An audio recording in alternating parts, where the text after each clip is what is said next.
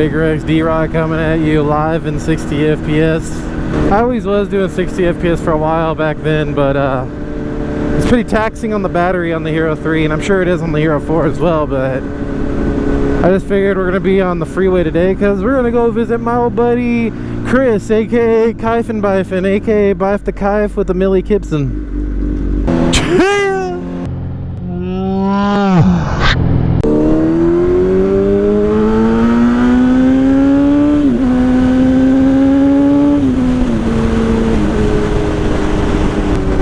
It's literally been probably months since I've seen Chris. Whatever that last video was that I was going to Chris's house, that was the last time I seen him. So we're gonna make a much needed visit and go visit the homie. I like to keep close ties with friends I grew up with. You know, friends that are the ones that are worth keeping around and shit, that are good friends. You can always tell when you have that friend. Arson's one of them. I've known Arson since I was like 15 years old, I believe, and I've known him for over a decade, way over a decade, and he's always been like my best homie. So just like that, man, we always kept close, and look, now we fucking live right down the street from each other. Pretty cool having a homie nearby, and it's always just good having close friends, you know.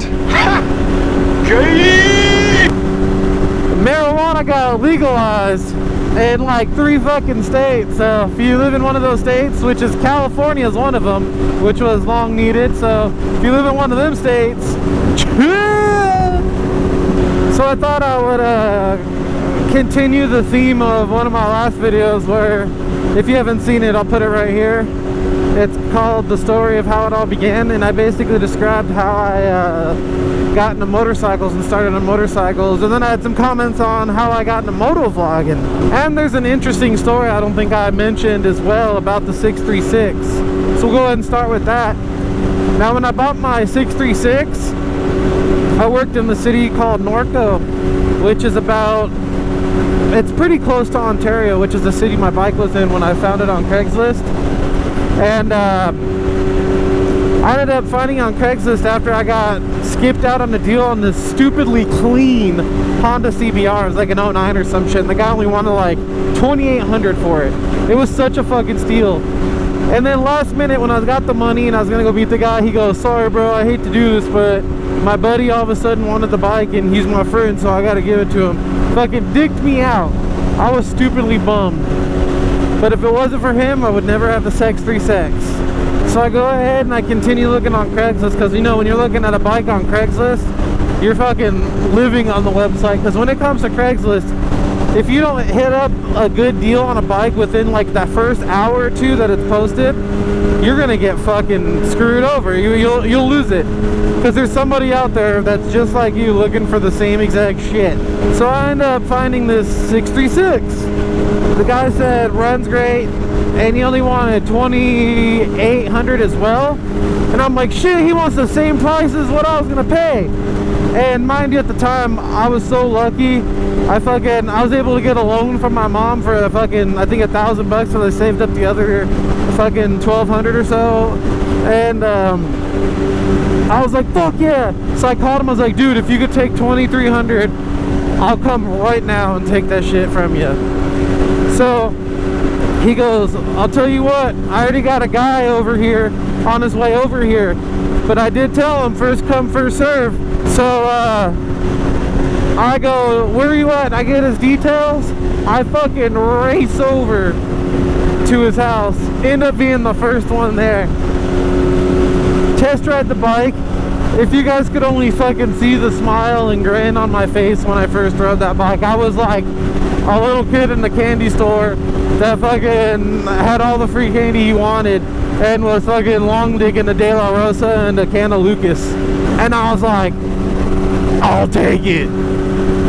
He was a straight up honest guy, like a guy in his 50s. Straight up got it from a police auction, said it didn't run for shit, didn't even start.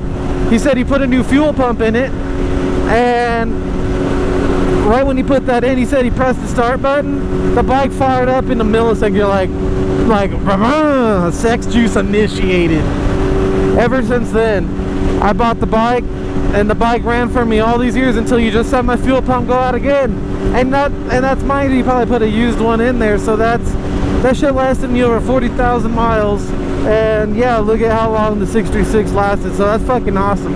But for motovlogging, I ended up, ever since I started riding, I'd find little videos on YouTube.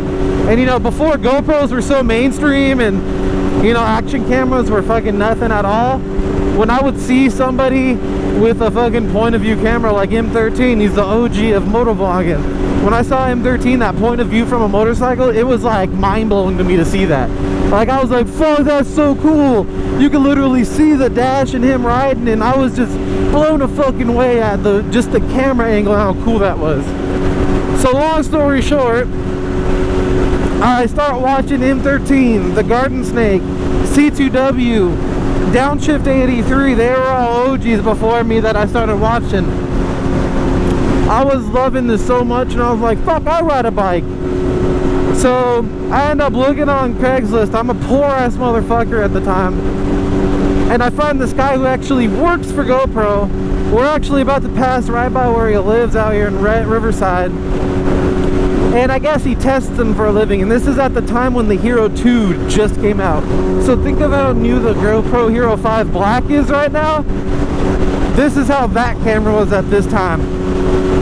This guy was trying to sell one. It was already cheap, and I'm like, fuck. And he said, or trade. So I ended up offering him a Nintendo DSi I had Pokemon and shit. He just so happened to have a fucking little daughter, and she wanted one. He actually traded me, went to his house, swapped. I was the happiest camper in the world. Not only did he trade me, he gave me all these fucking mounts that would have been expensive as fuck at the time. They're still expensive today.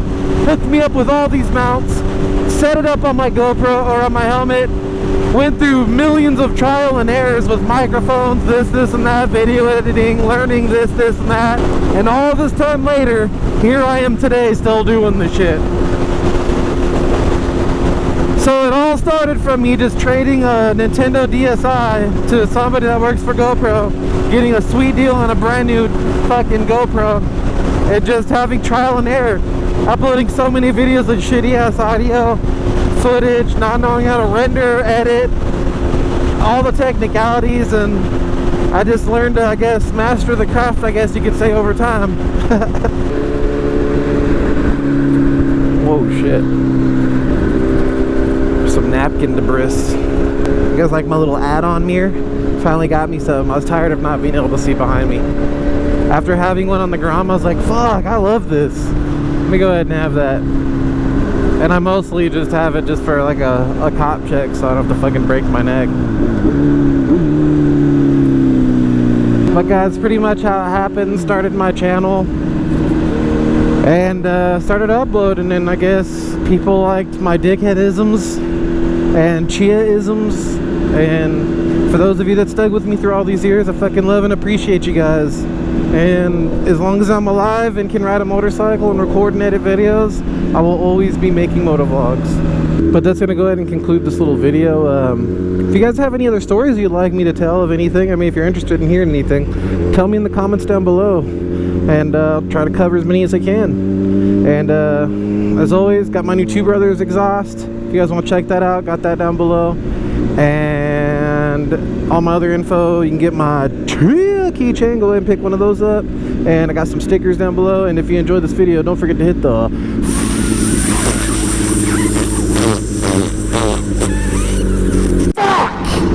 out of that like button. You guys have a real good day. I'll see you guys later.